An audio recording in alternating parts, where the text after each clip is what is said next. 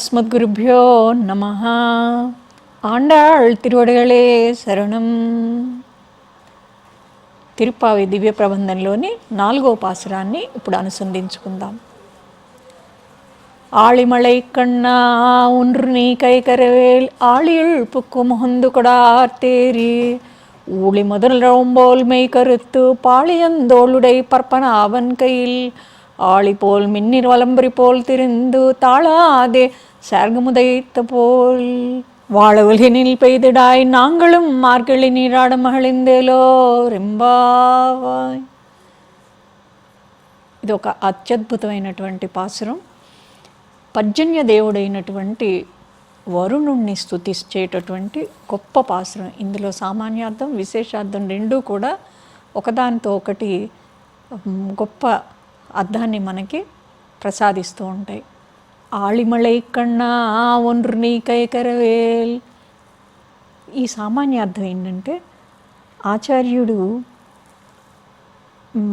ఆళిమళై కన్నా ఓ పర్జన్య దేవ వర్షాన్ని కురిపించేటటువంటి నిర్వాహకుడా అని గోపికలు పిలుస్తున్నారు. కన్నా అనేది కృష్ణ సంబోధన. వాళ్ళు ఎక్కడైనా కానీ కృష్ణుని విడవకుండానే దానికి జత కలుపుతూ ఉంటారు.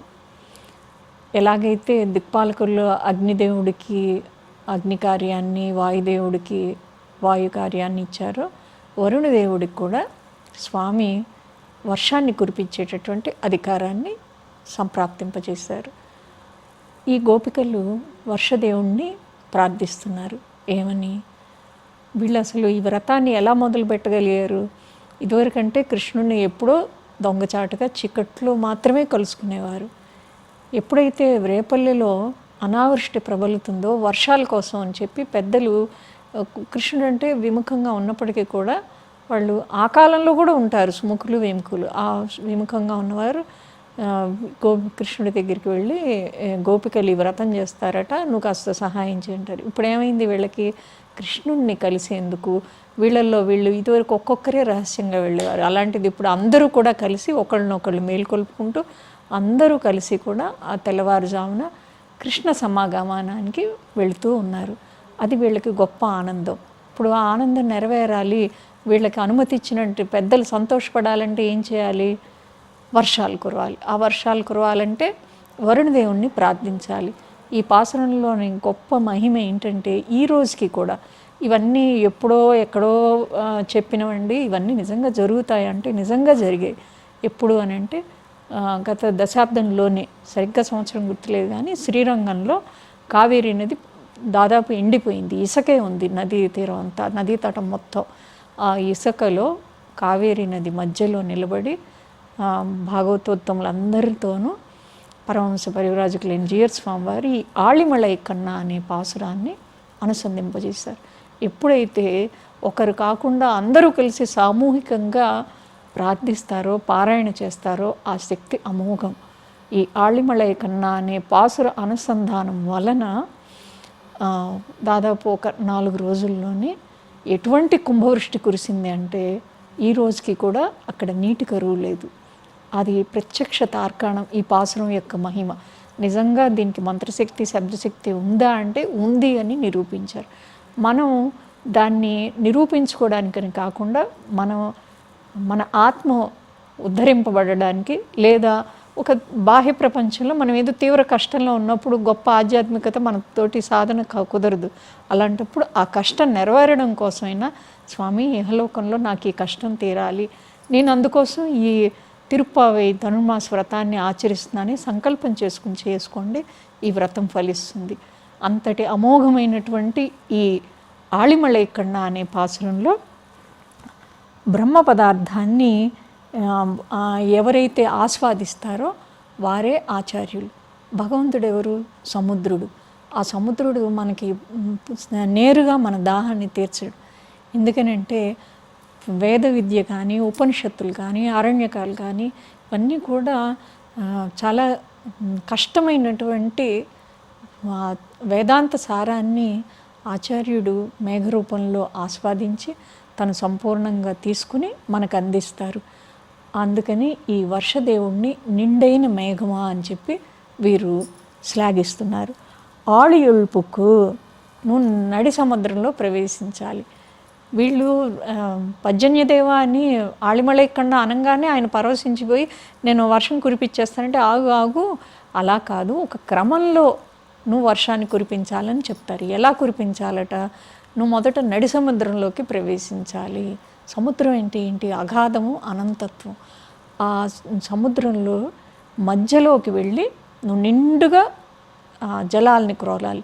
అంటే భగవంతుడి యొక్క తత్వాన్ని, సామాన్య అర్థం ఇది, విశేషార్థంలోకి వెళ్తే దాని భగవత్ తత్వాన్ని సంపూర్ణంగా గ్రహించుకోవాలి. కొంచెం కొంచెం పైన ఏదైనా ఒక, ఇప్పుడు అష్టసిద్ధులు ఉంటాయి, సాధన చేసే వాళ్ళకి 1-2 సిద్ధులు వచ్చాక భ్రష్టులైన వాళ్ళు ఎంతోమంది ఉంటారు.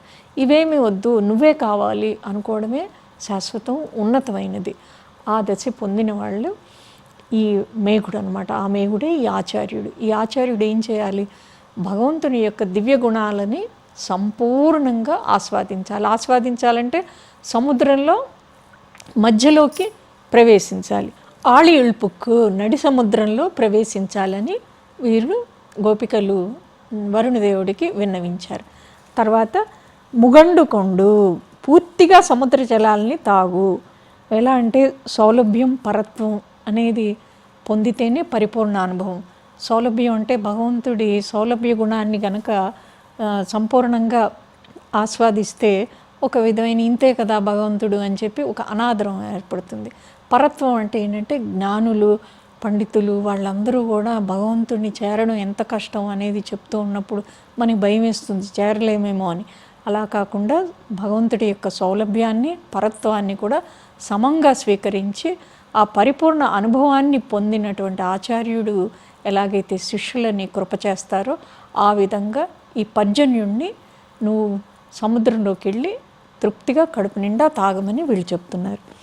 ఆర్త్ ఏరి, ఆళిల్పుకు మొహందు కొడ ఆర్తేరి, దాన్ని విడదీసుకుంటే ఆర్తేరి అని అంటే ఏంటంటే గర్జించి మిన్నంటి. కడుపు నిండా తాగేశాక ఏమవుతుంది? పెద్ద తేనిపు వస్తుంది. ఆ తేనిపి గర్జన, ఒక్కసారి గర్జించు. సంపూర్ణమైనటువంటి భగవద్ అనుభూతిని నిండుకున్నాక తర్వాత ఆ మేఘం ఏం చేయాలంటే గర్జించాలి. ఇది నేను సంతృప్తిగా, సంపూర్ణంగా, పరిపూర్ణంగా స్వామిని యొక్క దివ్య అనుభవాన్ని నేను మనస్ఫూర్తిగా నిండుకొని ఉన్నాను, నేను సిద్ధంగా ఉన్నాను అన్నమాట. వర్షించడానికి ఎలాగైతే మేఘం నిండుగా ఉంటుందో అప్పుడు గర్జించాలి, అది వీళ్ళు కోరుతున్నారు. అలాగే ఈ ఊళిరవంబోల్ మే కరుత్తు అంటే కాలస్వరూపమైనటువంటి పరబ్రహ్మ తత్వంలాగా నువ్వు నీలంగా, నల్లగా నువ్వు మాకు వర్షించు. నీలం ఎప్పుడు ఉంటుంది? అగాధానికి, అనంతతత్వానికి నీలం అనేది సంకేతంగా చెప్తారు. ఈ యొక్క పర్జన్యదేవుడు, వరుణదేవుడు ఏం చేశాడు అని అంటే నడి సముద్రంలోకి వెళ్ళి నిండుగా జలాలను త్రాగి గర్జించి ఉన్నతమైన స్థానానికి వెళ్ళారు. మన మీద వర్షించాలంటే ఎక్కడికి వెళ్ళాలి? ఉన్నతమైన స్థానానికి వెళ్ళాలి. ఆ ఉన్నతమైన స్థానానికి వెళ్ళడం అనేది సామాన్యార్థం. విశేషార్థంలో ఎప్పుడైతే స్వామి యొక్క కళ్యాణ గుణగణాలని సంపూర్ణంగా ఆస్వాదిస్తారో ఆ ఆచార్యుడు ఆచార్య పీఠాన్ని అలంకరిస్తారు. వారు ఆ పీఠాన్ని అలంకరించేది. ఆ ఆచార్య పీఠాన్ని అలంకరించిన మహామహిమాన్విత తపస్సంపన్నులైన ఆచార్యులే, ఆ పెద్దలే మనకి స్వామి యొక్క కృపను వర్షింపజేయగలిగేటువంటి అర్హత కలిగిన యోగ్యులు. ప్రతి ఒక్కరూ గురువులు కాదు, ఇటువంటి వారే సద్గురువులు. ఈ విషయాన్నే మనకి గోపబాలికలు చెప్తున్నారు. పాళియందోల్డై పర్పనాభన్ కైల్, విశాలైనటువంటి సుందరమైన బాహువులు గల పద్మనాభుని చేతిలో గల చక్రం వలె మెరవాలి అని వీళ్ళు కోరారు. ఈ వరుణదేవుడికి పెట్టిన వీళ్ళని అంశాలు ఏమేంటంటే సుందరమైన విశాలమైన బాహువులు ఉన్నాయి. విశాలమైన బాహువులు ఎందుకున్నాయి? శ్రీమన్నారాయణుడి బాహువులు మధ్యలోనే సమస్త సృష్టి ఉంది. మనందరినీ పొదవి పెట్టుకున్నటువంటి స్వామి బాహువులు విశాలంగా కాక ఇంకెలా ఉంటాయి? ఆ ఆ సుందరమైన విశాలమైన బాహువులు గల పద్మనాభుని చేతిలో చక్రంలా మెరవన్నారు. స్ఫురత్ సహస్రార శిఖాతి తీవ్రం సుదర్శనం భాస్కర కోటి తుల్యం సురద్విషాం ప్రాణ వినాశ విష్ణోహో చక్రం సదాహం శరణం ప్రపత్తి అని మనం ఆ చక్రాన్ని ధ్యానించాలి. ఆ చక్రం మెరుస్తూ ఆ మెరుపుతోటి స్వామి యొక్క దివ్య గుణాన్ని ఆయన మరింతగా ప్రకాశింపచేస్తూ నేను వస్తున్నాను అని మనకి ముందుగా, అంటే ఇప్పుడు మేఘం అనేది మనకి వర్షించడానికి సిద్ధంగా ఉందనే విషయాన్ని ఈ చక్రంలోని మెరుపు మనకి తెలియజేస్తుంది. అలాగే సౌదర్శను జిహాన దిశి విదిశి తిరస్కృత్య సావిత్రమర్చి బాహ్యాంధకార క్షత జగదంకార భూమ్నా స్వదామున దోహకర్జు దూరగజ్జు ద్రిపుదరిపువధు కంఠవైకల్య కల్య జ్వాలా జ్వాజ్వల్యమాన వితరతు భవతాం వేప్సయా భీప్సితాని యశ్చ స్మరణమాత్రేణ విద్రవంతి సురారయ సహస్రార నమస్తుభ్యం విష్ణుపాణి తలాశ్రయ. ఆ సుదర్శన చక్రం యొక్క మహాత్మ్యం అసాధారణమైనది. మనకి ఆశ్రితులకి ఎంతగా పరిరక్షిస్తుందో శత్రువులను అంతగా పరిహరిస్తుంది. మన శత్రువులు ఎవరు? మనలో ఉన్నటువంటి అహంకార మమకారాలే, బయటకు కనిపించే రాక్షసులే నయం. మన లోపల ఉన్నటువంటి అంతఃశత్రువుల్ని పరిహరించి మనకి సన్మార్గాన్ని చూపించేది చక్రం. ఆ చక్రంలాగా నువ్వు మెరవమని వీరు కోరుతున్నారు. వలంబరి పోల్ నింద్ర తిరిందు దక్షిణావర్త శంఖంలా నిలిచి గర్జించమని అడుగుతున్నారు. శంఖనాదం అంటే ప్రణవం. శంఖం ఎల్లప్పుడూ కూడా స్వామి యొక్క వాయువు మీదే ఆధారపడి ఉంటుంది. ఆయన పెదవుల దగ్గరే ఉండి స్వామి శ్వాసతోనే సంబంధించి ఆ వెలువడేటటువంటి ప్రణవమే వేదం. ఆ వేదనాదమే శంఖనాదం. వీళ్ళు శంఖాన్ని కూడా వీళ్ళు ఎందుకు అడుగుతున్నారంటే స్వామి యొక్క పంచ ఆయుధాల్లో కూడా ఇవి అత్యద్భుతమైనటువంటివి. శంఖం, చక్రం, శాంగం, వీళ్ళు ఈ మూడింటిని కూడా అడుగుతున్నారు. చక్రం ఎప్పుడైనా కానీ విడిచిపెట్టి స్వామిని విడిచిపెట్టి శత్రువుల దగ్గరికి వాళ్ళని తునిమి తిరిగి వస్తుంది. కానీ శంఖం ఎప్పుడూ కూడా స్వామి చేతిని విడిగొడకుండా అలాగే ఉంటుంది. అందుకనే వీరు ఎప్పుడు కూడా కృష్ణ సంశ్లేషణాన్ని కోరుతూ శంఖంని ప్రార్థిస్తూ శంఖనాదంలాగా నువ్వు గర్జించు అని ఈ మేఘుణ్ణి అడుగుతున్నారు. అలాగే నాంగళం మార్గళ్ నీరాడ మహళిందేలో రెంపావాయ్ అని చివరిగా అడుగుతున్నారు. ఎలాగైతే ఈ శాంగం కూడా విల్లు అంటే ధనుస్సు. ఈ ధనుస్సు కూడా ప్రణవం. ధనుర్మాసం కూడా ఈ ప్రణవం అంటే ఓంకారంతో మనం ధ్యానం చేసేటప్పుడు భగవంతుడిని కనుక మనం పొందాలి అనుకున్నప్పుడు ఓంకారంతో సాధన చేస్తే ఆ సాధన తప్పకుండా ఫలిస్తుంది. ఆ ఓంకారమే, ఆ ప్రణవనాదమే శంఖనాదం. శంఖం అయితే శబ్దంతో ముడిపడి ఉంటుంది. ఆ శంఖధ్వని వేదనాదం. మరి శాంగం నుంచి వచ్చేటటువంటి విల్లు నుంచి వచ్చే బాణాలు ఎలా ఉన్నాయి అంటే ఆ బాణాలు ఆ శాంగం యొక్క విశిష్టతని మనకి తెలియచేస్తున్నాయి. ఇవి ఏం చెప్తున్నాయి? సామాన్య అర్థంలో వీళ్ళు ధనుసు నుంచి బాణాలు వెలువడుతున్నాయని వీళ్ళు అడిగారు.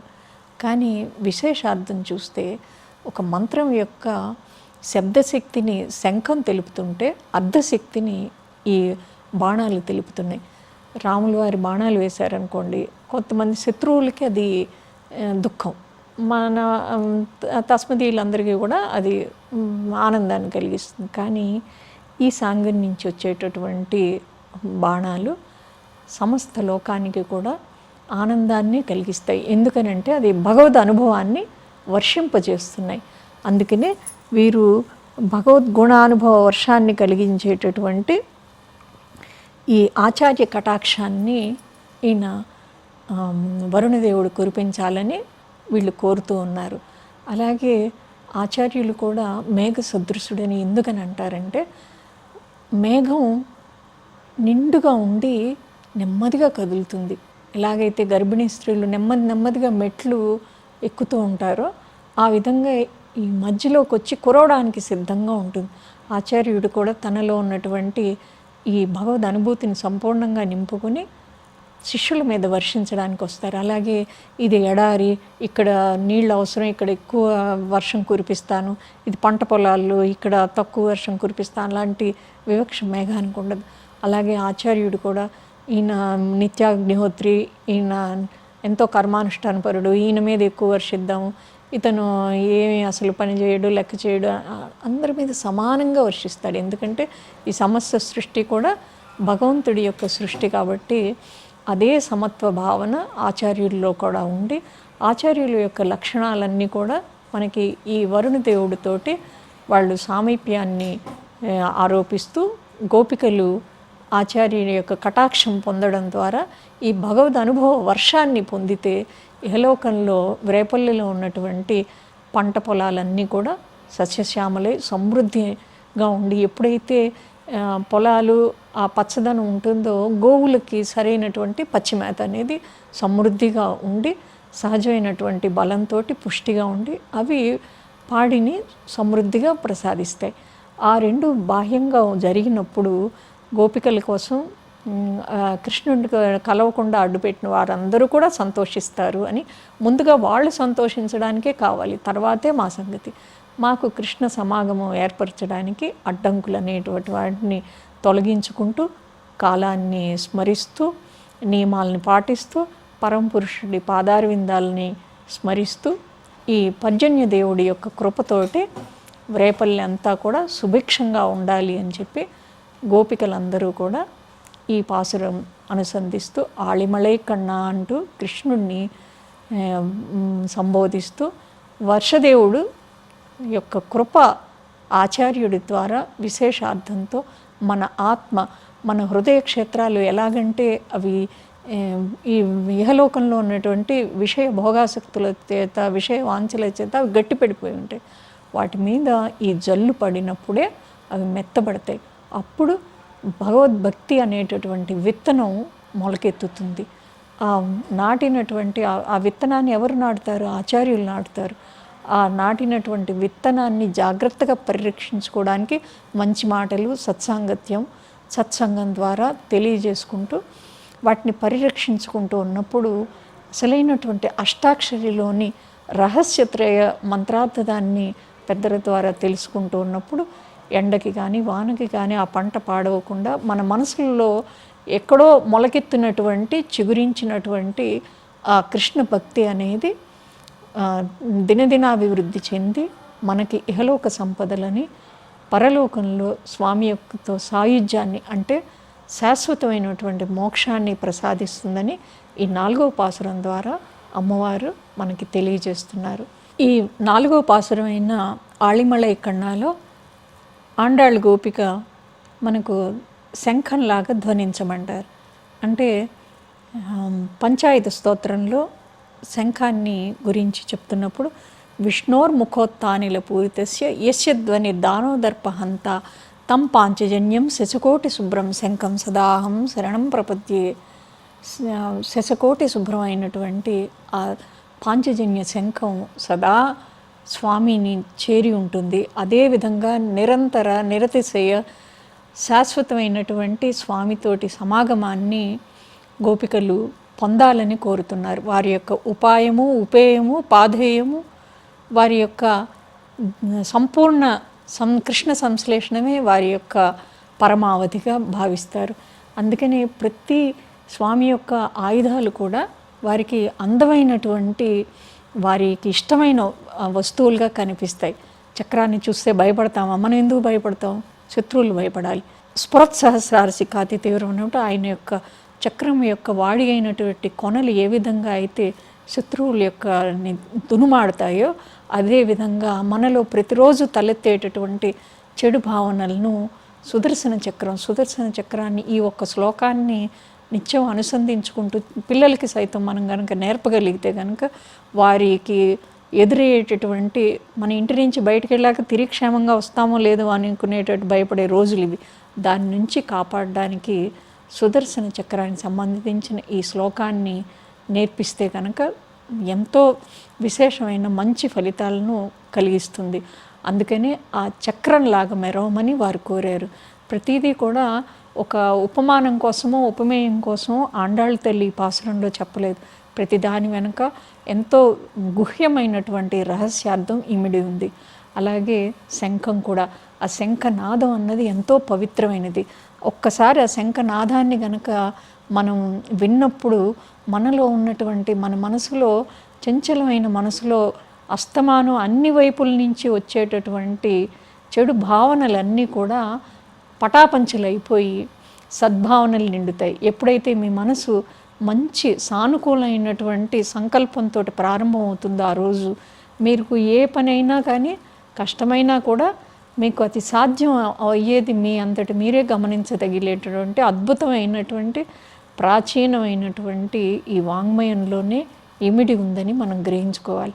అలాగే అమ్మవారు శాంగం గురించి చెప్తున్నప్పుడు యజ్ఞానినాద శ్రవణాచురాణి చేతాంసిన ముక్త భయాని సద్య భవంతి దైత్యా శనిబాణవర్షి శాంగం సదాహం శరణం ప్రపద్యే. ఆ ధనుస్సు నుండి వెలువడేటటువంటి శర పరంపర, ఆ బాణ పరంపర కూడా మనందరికీ కూడా శ్రేయస్సును కలిగింపజేస్తుంది. అందుకనే వరుణదేవుడిని ఆ విధంగా వర్షించమని, లేకపోతే నేరుగా వచ్చి నేరుగా వర్షిస్తారు కాదు. ఆ క్రమాన్ని ఎందుకు చెప్పారు అంటే ఆచార్యులు కూడా వారి యొక్క కటాక్షాన్ని ఒక్కొక్క క్రమ పద్ధతిలో ఇస్తూ ఉంటారు. అలాగే ఇప్పుడు వర్షం పడిందండి, పడినప్పుడు ఒక వర్షపు బిందువు పెనం మీద, కాలుతున్న పెనం మీద పడితే ఆవిరైపోతుంది.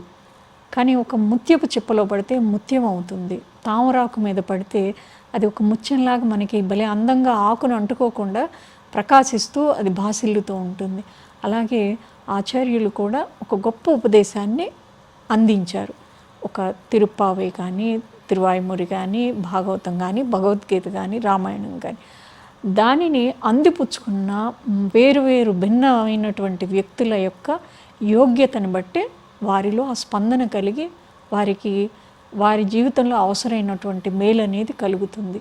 సముద్రం దగ్గరికి మనం ఏ పాత్రను పట్టుకెళ్తే అంతే మనకి లభిస్తుంది. అలాగే ఆచార్యులు కటాక్షించినటువంటి ఆ వర్షంలో కూడా ఆ వర్షపు నీరు బురదలో పడితే బురదగా మిగిలిపోతుంది, మంచినీటిలో పడితే అది మంచినీరుగా ఉంటుంది. అలాగే ఆచార్యుల యొక్క దివ్యమైనటువంటి భగవత్ వాక్యానికి సంబంధించిన ఉపదేశ రత్నాలను వేల ఏళ్ల నుండి మనకి మహర్షులు అందిస్తున్నారు. భగవద్ రామానుజుల వారు, ఆదిశంకరులు, మధ్వాచార్యులు, ఇటువంటి మహనీయులందరూ ఈ భారత భూమి మీద పుట్టి మనకి ఎన్నో ప్రసాదించారు. వాటిని గురించి తెలుసుకోకుండా మనం కొంతైనా మనం భావితరాలకు అందించాలి అని అంటే ఈ ఒక్కొక్క సమయంలో, కార్తీక మాసంలో ఒకటి, ధనుర్మాసంలో ఒకటి, మహాశివరాత్రి అప్పుడు ఒకటి, ఉగాది అప్పుడు ఆ పండుగల విశిష్టతలు కానీ ఇవన్నీ తెలుసుకునే ప్రయత్నంలో భాగంగానే అమూల్యమైనటువంటి సాహిత్య ప్రకర్షక నిండి ఉన్నటువంటి ఈ తిరుప్పావై దివ్య ప్రబంధంలోని పాసురంలో సామాన్య అర్థాలను, విశేషార్థాలను కనుక మనం తెలుసుకునే ప్రయత్నం చేస్తూ అందులో ఉన్నటువంటి మనకు అర్థమైన ఏదైనా ఒక అంశాన్ని ఒకరోజు పాటించగలిగితే కనుక 30 రోజుల్లో మనలో వచ్చినటువంటి మార్పును చూసుకుని మనం ఏ వ్యక్తిత్వ వికాస నిపుణుల దగ్గరికి వెళ్ళక్కర్లేదు. మన ఇంట్లోనే, మన పూజా మందిరం దగ్గర గృహదేవతలకి మన కష్టాన్ని కూడా విన్నవించుకుంటే ఖచ్చితంగా దయామయుడు, కరుణా సముద్రుడైనటువంటి పరమాత్మ కటాక్షిస్తారు. ఇది తథ్యం అని మనకు ఆండాళ్ళమ్మ వారు మనకి నిరూపించారు. అందుకనే అమ్మవారు అందరినీ కలగలుపుకొని స్వస్తి ప్రజాభ్య పరిపాలయంత న్యాయేన మార్గేణ మహిమహిషాః, ఒక్క మేము, మా గోపికల బృందము లేదా మా రేపల్లె మాత్రం అని కాకుండా సమస్త లోకాలు కూడా సుఖంగా ఉండాలి అని చెప్పి అమ్మవారు ప్రతి పాసురంలో కూడా కాంక్షించారు. ఎందుకంటే తల్లి మహాలక్ష్మి అంశ, భూదేవి అంశ కూడా అని అంటారు. అమ్మవారి అంశ కాబట్టి కోరుకుంటారు. అని ఆ అమ్మవారి తల్లి కాబట్టి ఆ తల్లి చెప్పిన మాటల్ని తల్లి ఎప్పుడు కూడా బిడ్డల ప్రేమతోనే చెప్తారు. ఆ ప్రేమతో నిండిన ఆ పలుకులని, దివ్యమైన అక్షరాలు అవన్నీ కూడా ప్రతిదీ తెలుసుకునే ప్రయత్నం ఈ రోజుల్లో కొద్దిపాటి సమయాన్ని రోజు మొత్తం మీద కొద్దిగా నేర్చుకున్నా కూడా మనకు అద్భుతమైన, అద్వితీయమైనటువంటి ఆధ్యాత్మిక ఉజ్జీవనం అనేది సంప్రాప్తిస్తుంది. ఇంతటి ఉపకారం చేసినటువంటి ఆండాళ్ళ తల్లికి మనం మనసారా కృతజ్ఞతలు సమర్పించుకుంటూ 5వ పాసురంలోకి వెళదాం. ఆండాళ్ తిరువడిகளே శరణం.